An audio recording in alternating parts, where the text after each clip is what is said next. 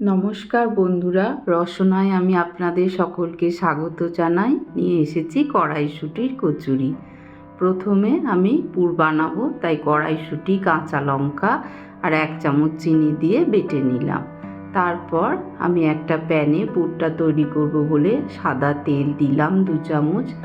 তারপরে তাতে আমি কালো জিরে দিলাম 1/2 চামচ।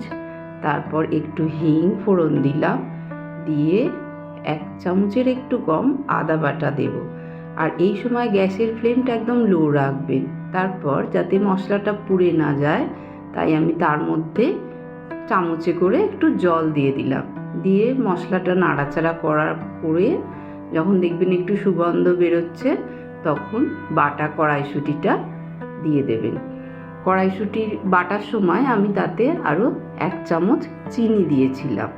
চিনি, কাঁচা লঙ্কা আর কড়াইশুঁটি। এবার দিয়ে দিলাম তাতে স্বাদ মতো নুন।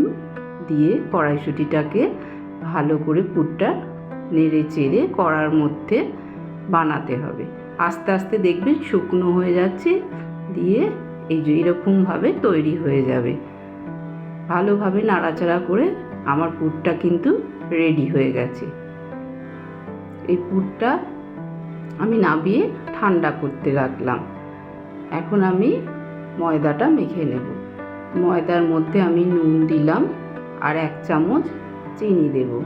দিয়ে এই শুকনো উপকরণটা আমি হাতের সাহায্যে ময়দার সাথে মেখে নেব।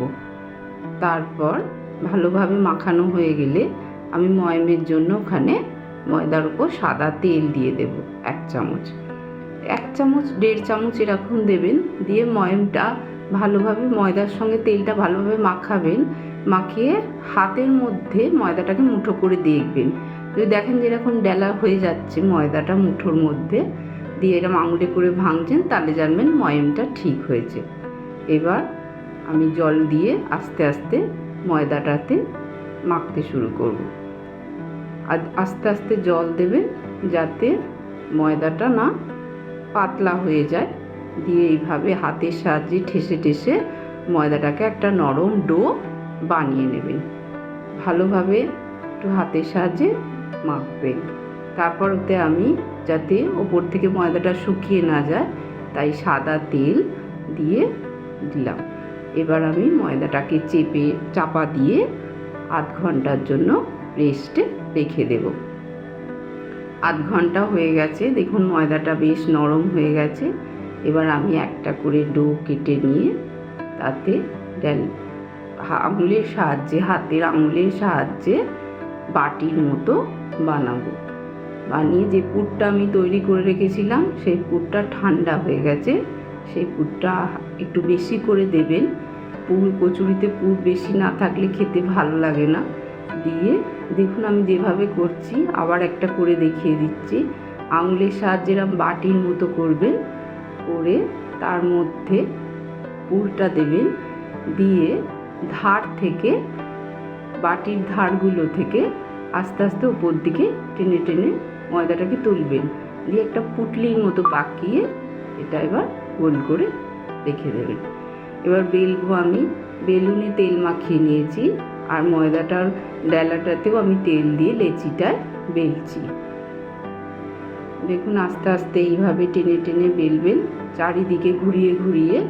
আর প্রেশারটা বেশি মাঝখানে দেবেন না, ধারের দিকে দেবেন, নাহলে মাঝখানটা পাতলা হয়ে যাবে, ধারটা মোটা হবে। আর ধার মোটা হয়ে গেলে কচুরিটা কোনো মতেই আপনার ফুলবে না। খুব আস্তে আস্তে হাতের প্রেশার দিয়ে এইভাবে টেনে টেনে বেলবেন। দেখুন আমার ভিডিওটা যদি আপনাদের ভালো লাগে, তাহলে লাইক করবেন, কমেন্ট করবেন, শেয়ার করবেন।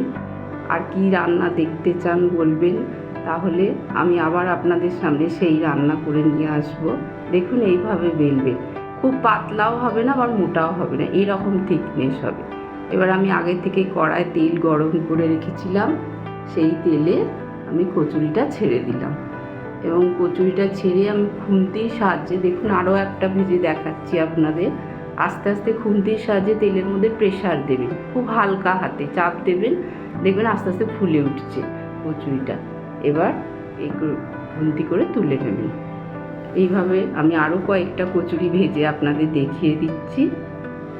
এরকমভাবে করে দেখবেন, বাড়িতে খুব সুন্দর খাস্তা খেতে হবে আর খুব ভালোও লাগবে। বাড়িতে করে দেখবেন।